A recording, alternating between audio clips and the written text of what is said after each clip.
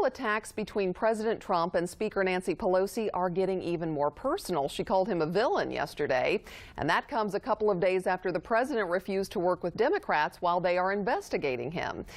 Our Samantha-Jo Roth joins us now. She's been keeping her eye on this and speaking with our Florida lawmakers about how this seems to be heating up here. What do they think about it? Probably along party lines, I'm assuming, Samantha-Jo.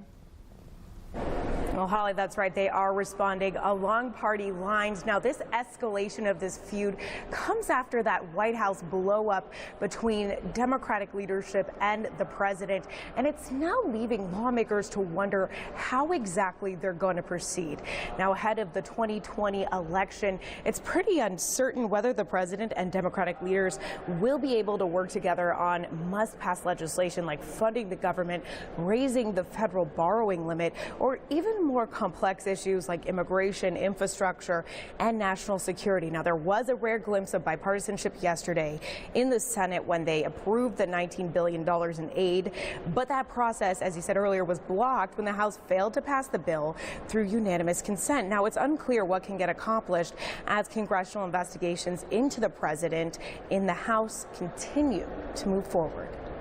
Particularly when the president says that until the Congress stops doing its job and holding his administration accountable, that he's not going to work with Democrats. I mean, that's just how colossally irresponsible and unpatriotic this president is. Whether the president should have kept his cool or not is one thing, but whether or not Speaker Pelosi behaved appropriately is another. If I'm trying to get something done with you, the last thing I do is go in and insult you and accuse you of a cover-up.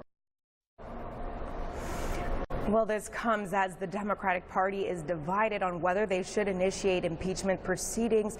House Speaker Nancy Pelosi insists that they are not on that path just yet.